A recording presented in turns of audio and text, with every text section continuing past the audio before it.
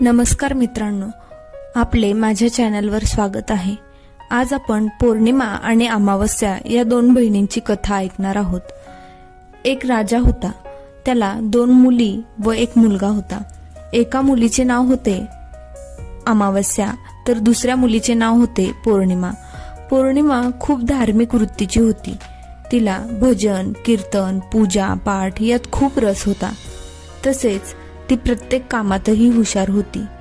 परंतु जी अमावस्या होती ती कधीही भगवंताचे नाम घेत नव्हती, तसेच कधी मंदिरातही जात नव्हती।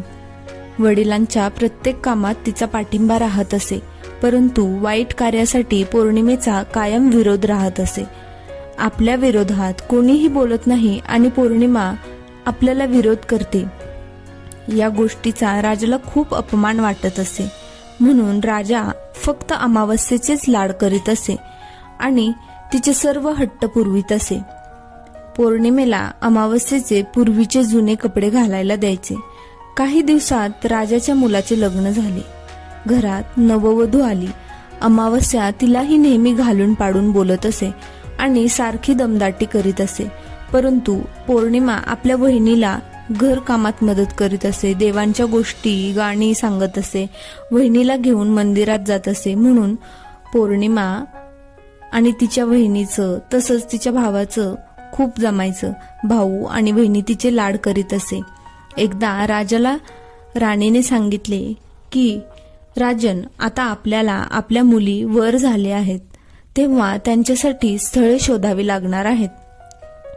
पौर्णिमेला देवाच्या मंदिरात जाणे, भजन कीर्तन करणे, पूजा पाठ करणे याची फार आवड आहे, तर तिला एखाद्या गरीब घरातच द्या, कारण खूप श्रीमंत लोकांच्या घरी दिले तर तिचे काही हे भिकारी चाले ती सोडणार नाही आणि आपलीच बदनामी होईल। त्याशिवाय ते गरिबांच्या घरी बरोबर जमवून घेईल, श्रीमंताच्या घरी तिला जमवून घेणे अवघड होईल, म्हणून गरिबाच्या पदरात तिला टाकून द्या। परंतु आपली अमावस्या कशी मोठ्या घरात शोभून दिसेल, तिचे वागणे, उठणे, बोलणे, बसणे सर्व काही उंच आणि रुबाबदार, कुणालाही शोभेल असेच आहे। त्याशिवाय तिला घरकाम येत नाही, म्हणून तिला एखाद्या राजाच्या राजकुमाराला द्या, म्हणजे तिथे ती बरोबर जुळवून घेईल। राजाने आपल्या पत्नीचे म्हणणे ऐकले आणि मुलींसाठी स्थळ शोधण्यासाठी निघाला। पौर्णिमेसाठी त्याने एका झोपडीत राहणाऱ्या गरीब व्यक्तीची निवड केली, तर अमावस्यासाठी त्याच गावातील राजाचा मुलगा होता, तो अमावस्येसाठी निवडला। दोघींच्या लग्नाची बोलणी करून राजा घरी परतला। राणीला तिने सर्व सांगितले। राणीही खूप खुश झाली। थोड्याच दिवसात दोन्ही मुलींचा विवाह एकाच मांडवात थाटामाटात पार पडला। पाठवणीच्या वेळी अमावस्येला तिच्या आई वडिलांनी खूप धनसंपत्ती दिली, खूप पैसा अडका, उंची कपडे दिले, परंतु पौर्णिमेला काहीही दिले नाही आणि सांगितले की तू खूप देवदेव करतेस ना, तर पाहू तुझा देव तुला काय काय देतो। इतके दिवस येथे आरामात होतीस, आता सासरी गेली की कळेल, नुसते देवदेव करून काहीही होत नाही असे म्हणून दोघांनी तिची पाठवणी केली। इथे अमावस्या अगदी सुखात, ऐश्वर्यात आणि वैभवात होती। तिच्या हाताखाली 8-10 नोकर होते। फक्त तिने काही इशारा केला की ते काम लगेचच पूर्ण होत असे। परंतु इकडे पौर्णिमेच्या घरात 18 विश्वे दारिद्र्य नांदत होते। एक वेळ खाल्ले तर दुसऱ्या वेळी खाण्याची चिंता लागत असे। दिवस रात्र कष्ट करून दोघे पती पत्नी कसे तरी दिवस ढकलत होते। त्यातच 7-8 वर्ष निघून गेली। आता अमावस्येला आणि पौर्णिमेला दोघींनाही 2-2 मुले होते। इतक्या वर्षानंतरही पौर्णिमेच्या परिस्थितीत काहीही बदल झाला नव्हता। त्यात आई वडीलही गेले होते, तसाही तिला आई वडिलांचा काहीच आधार नव्हता। एकदम अमावस्येच्या घरी तिने तिच्या पतीच्या इच्छेखातीर घरात मोठी पूजा ठेवली होती। तिने संपूर्ण गावाला आमंत्रण दिले। तिची सख्खी बहीण त्याच गावात असूनही तिने तिला बोलावले नाही। ती गरीब आहे, ती आली तर माझी मान खाली जाईल असे तिला वाटत होते। परंतु पौर्णिमेला देवधर्माची फार आवड, त्यातल्या त्यात संपूर्ण गाव अमावस्येच्या घरी जाऊ लागला। पौर्णिमा बाहेरच बसलेली होती. तिच्या शेजारच्या एका स्त्रीने तिला विचारले की तू आज पूजेला येत नाही का? तुझ्या तर सख्ख्या बहिणीकडे पूजा आहे. तू तर प्रत्येक ठिकाणी पूजेसाठी हजर असते, मग इथे तर तुला यावेच लागेल. पौर्णिमेने विचार केला की ती मोठी पूजा आहे, तिची तयारी, यात बहीण मला बोलवायची विसरली असेल, किंवा तिला असंही वाटले असेल की बहीण तर आहे, तिला कशाला आमंत्रण द्यायचे, तर आपणही कशाला मानपात घेत बसायचा. तसे देवाचे काम आहे, गेल्याने आपल्याला कमीपणा थोडीच येणार आहे, असा विचार करून ती आपल्या पतीला आणि मुलांना घेऊन अमावस्येच्या घरी गेली. अमावस्याने तिला पाहिलं, परंतु तिच्याकडे लक्ष दिले नाही. एका नोकराकडून तिला निरोप पाठवला की तुला बोलावले नाही तरी तू निर्लज्जासारखी का आलीच आहेस तर गुपचूप एका कोपऱ्यात बसून राहा. घरात इकडे तिकडे पाहू नकोस, नाहीतर माझ्या वैभवाला, माझ्या ऐश्वर्याला तुझी नजर लागेल. नोकराने असा निरोप पौर्णिमेला दिला. तिला फार वाईट वाटले, परंतु ती काहीही बोलली नाही. तिने तिच्या नशिबाला दोष दिला. ती भगवंतांना म्हणाली, हे देवा, मी तुमची इतकी पूजा केली, आराधना केली, याचं मला हेच का फळ दिलं? का माझी परिस्थिती सुधरत नाही? किती दिवस हे मी भोगतच राहणार आहे. उद्यापन संपले, सर्वांनी प्रसाद खाल्ला. अमावस्येने मुद्दाम पौर्णिमेला प्रसाद दिला नाही. ती तशीच निघाली. तिला खूप वाईट वाटलं. तिचा पती व मुलेही प्रसाद न खाता निघाले. तिला वाटले की आता घरी जाऊन मुले विचारतील की मावशीने काय दिले, तर काय सांगावे, म्हणून तिने आपल्या पतीला व मुलांना सांगितले की मी खूप दिवसांपासून माझ्या माहेरी गेली नाही, म्हणून आज माहेरी जाते व उद्या लगेचच परत येते. असे म्हणून अर्ध्या रस्त्यातूनच ती माहेरच्या रस्त्याला लागली. रस्त्याने जाता जाता तिला एक तुळस दिसली. तिथेच एक खूप म्हातारी बाई बसलेली होती. तिने पौर्णिमेला आवाज दिला आणि सांगितले की पोरी, अगं, हे तुळशीचे वृंदावन खूप खराब झाले आहे. तुळसही वाळत आहे. जरा तेवढे वृंदावन स्वच्छ करून तुळशीला पाणी घातले तर खूप चांगलं होईल. माझ्याने आता इतकी उठवत नाही ग. म्हणून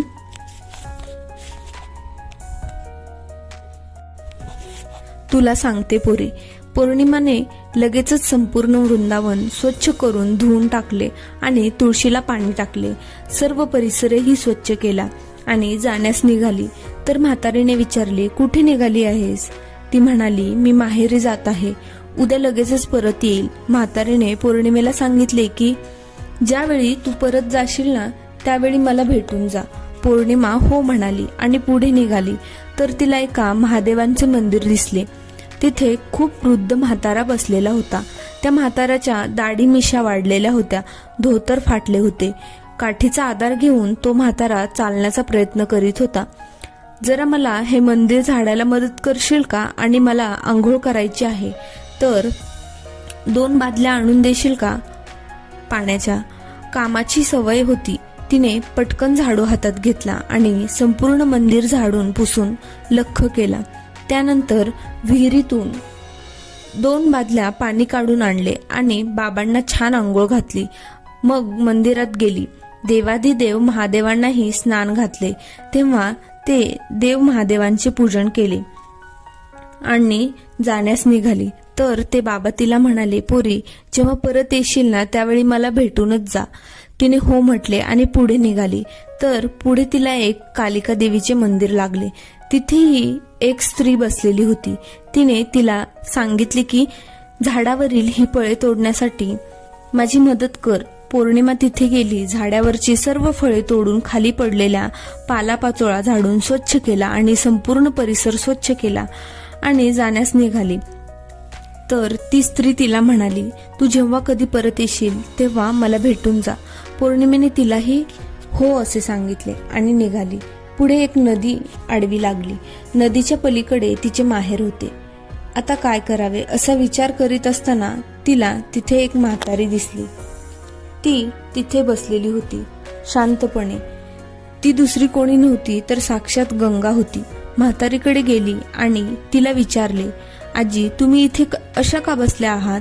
तर म्हातारीने सांगितले, मला नदीकडे बघून खूप वाईट वाटत आहे. सर्वजण येतात आणि नदीत घाण टाकतात, नदी अस्वच्छ करतात आणि निघून जातात. नदी कोणीही स्वच्छ करत नाही. पौर्णिमेने सांगितले, इतकेच ना, चला मी नदी स्वच्छ करत.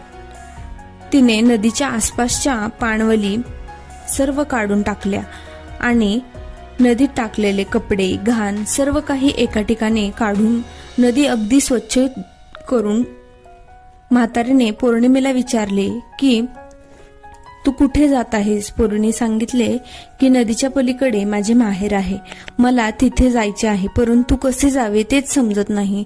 तोच म्हातारीने एक नाव बोलावली. ती नाव संपूर्ण फुलांनी भरलेली होती.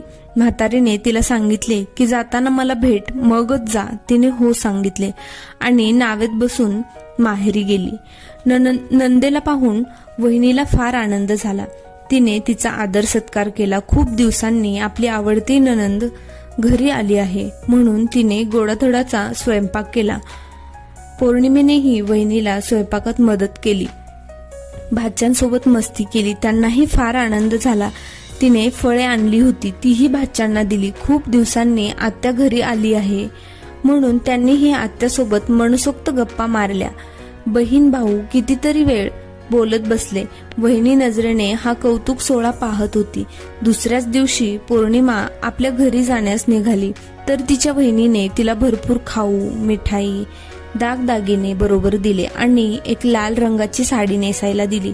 ती भरल्या मनाने वहिनीला आशीर्वाद देऊन सासरी जाण्यास निघाली. नदीकडे आली. तिथे फुलांनी सजलेली ती बोट हजरच होती. ती बोटीत बसली आणि नदीच्या पलीकडे निघाली. त्या म्हातारीने तिला एक गाठोडे दिले व सांगितले की या वस्तू आहेत माझ्याकडे, पडलेल्याच आहेत, आता मी एकटीच आहे, याचे काय करावे म्हणून तूच घेऊन जा, परंतु घरी गेल्यानंतरच ही गाठोडी उघड, असे म्हणून म्हातारी निघून गेली. पौर्णिमा पुढे निघाली तर तिला कालिका देवीच्या मंदिराकडे जाण्याची आठवण झाली. तिनेही तिला एक गाठोडे दिले. तिने एक मोठी पोटली घेतली, त्यात 3ही गाठोडे ठेवले आणि डोक्यावर घेऊन ती निघाली. पुढे गेली तर देवाचे देव महादेवांच्या मंदिराबाहेर तो म्हातारा बसलेला दिसला. त्यानेही एक मोठे गाठोडे बांधून ठेवले होते.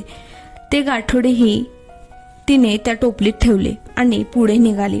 पुढे गेल्यावर तुळशी पुढे ती म्हातारी दिसली. तिनेही एक गाठोडे तिला दिले.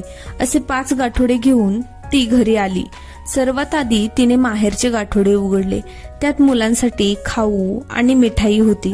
ती मुलांना आणि पतीला दिली. दागदागिने आणि नवीन कपडेही होते. आता तिने नदीवर असलेल्या आजीबाईंनी दिलेले गाठोडे उघडले तर त्यात सर्व उंची वस्त्रे, येथील सुंदर सुंदर साड्या होत्या, मोती पवळे आणि रत्न. ती खूप खुश झाली. आता तिने दुसरे गाठोडे उघडले. ते कालिका देवीने तिला दिले होते. त्यात सर्व सौभाग्याचे अलंकार होते. सुकामेवा होता. आता तिने तिसरे गाठोडे उघडले, जे साक्षात देवाधिदेव महादेवांनी तिला दिले होते. त्या गाठोड्यात खूप धनसंपत्ती, पैसा अडका तर होताच, त्याशिवाय आनंद, सुख व समाधान हेही होते. ती गाठोडे उघडताच सर्वांचे हृदय भरून आले. सर्वांच्या चेहऱ्यावर ते सुख आणि समाधान पसरले. आता तिने तुळस मातेने दिलेले गाठोडे उघडले तर त्यात धनाच्या राशी होत्या, ज्या संपतच नव्हत्या. अशा प्रकारे तिच्या घरात खूप संपत्ती, पैसा, अडका, धनधान्य आले. त्यांची परिस्थिती सुधारली. त्यांच्या घरातील धन वाढतच चालले होते, ते संपतच नव्हते. तिनेही एकदा विचार केला की भगवंतांनी मला इतके धन दिले, इतके काही दिले, मी इतरांच्या घरी पूजेसाठी नेहमीच तर जाते, आपल्याही घरी पूजा करावी, यासाठी तिने खूप मोठ्या प्रमाणावर पूजेचे आयोजन केले. वहिनीला आणि भावालाही बोलवले, तसेच अमावस्यालाही बोलवले. अमावस्या आली आणि हे सर्व वैभव पाहून चकित झाली. पूजेनंतर खूप मोठा प्रसादाचा कार्यक्रम झाला आणि त्यानंतर सर्वांना एक एक मुठभर रत्ने, मोतीपोळे दिले गेले. अमावस्याला ते पाहून खूपच आश्चर्य वाटले. तिने पौर्णिमेला विचारले की हे सर्व काय आहे, तू इतके पण कुठून मिळवले? आजपर्यंत कोणीही दक्षिणा कोणाला दिली नाही आणि आज तू तो प्रसाद भेट म्हणून सर्वांना रकमे, मानके वाटत आहेस. त्यावेळी तिने सर्व हकीकत बहिणीला सांगितली. अमावस्येने प्रसाद न घेता तिथून निघाली. विचार केला की मीही उद्या लगेचच जाऊन अशी सर्व धनसंपत्ती घेऊन येईल. दुसऱ्याच दिवशी ती माहेरी जाण्यास निघाली तर रस्त्यात तिला तुळशीजवळ एक म्हातारी दिसली. तिने तिला सांगितले की पोरी, जरा ही वृंदावन स्वच्छ कर आणि तुळशीला पाणी टाक. तर अमावस्याने तिला सांगितले, ए बाई, मी ही असली कामे करणार नाही. तुला काही वाटते का नाही? आपण कोणाला काय सांगत आहोत? माझे कपडे खराब होतील, मला वेळही नाही. चल जा, तूच कर, असे म्हणून ती पुढे निघून गेली. पुढे तिला देवादिदेव महादेवांच्या मंदिराबाहेर एक वृद्ध म्हातारा दिसला. त्यानेही तिला मंदिराचा परिसर झाडायला सांगितला. तर तेथेही तिने तसेच उलट उत्तर दिले आणि सांगितले की तुम्हाला बसल्या बसल्या काय काम आहे, तेवढे करा, आणि तिथून पुढे निघून गेली.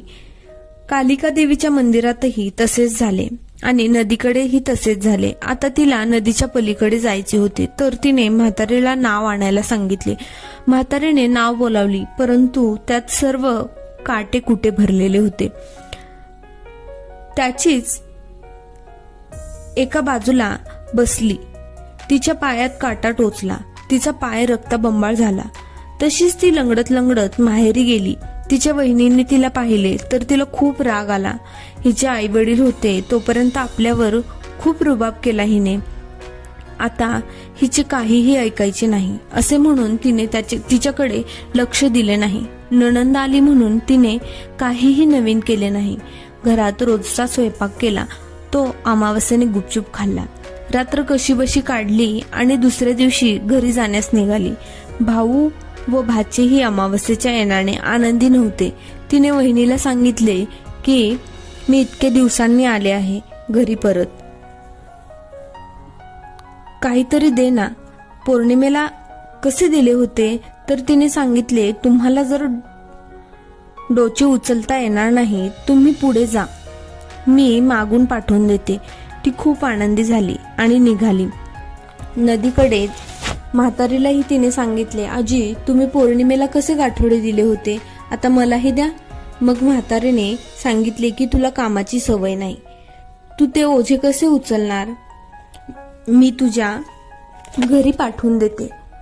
असेही कालिका देवीच्या मंदिरात, देवादिदेव महादेवांच्या मंदिरात आणि तुळशीकडेही झाले. ती खूप खूप आनंदाने घरी आली. तोपर्यंत तिचे नौकर 5 गाठोडे घेऊन आले होते. तिने सर्वात आधी माहेरचे गाठोडे उघडले तर त्यात माती होती. नदीवरचे गाठोडे उघडले तर त्यात काटे, नदीतील घाण आणि कचरा होता. कालिका देवीच्या मंदिरातील गाठोडे उघडले तर त्यात सडलेली फळे आणि काटे कुटे होते. देवांधीश देव महादेवांच्या मंदिरात गाठोडे उघडले तर त्यात साप आणि विंचू होते. तर तुळसेने दिलेले गाठोडे उघडले तर त्यात दगड गोटे होते. हे सर्व पाहून तिने कपाळाला हात लावला. तर मित्रांनो, आज आपल्याला कितीही त्रास असेल, काहीही असेल, तर धर्माचा आणि सत्याचा मार्ग सोडू नका. ते धर्माच्या आणि सत्याच्या मार्गावरून चालतात. देव त्यांची परीक्षा घेतातच, परंतु त्यांना शेवटी त्याचं गोड फळच मिळतं. या उलट जे आपल्या धनसंपत्तीचा, पैशांचा गर्व करतात, इतरांनाही त्रास देतात, शेवटी त्यांच्या नशिबी माती आणि दगडगोटेच असतात. व्हिडिओ आवडल्यास चॅनलला सबस्क्राईब करा, लाईक करा, शेअर करा. Thanks for watching.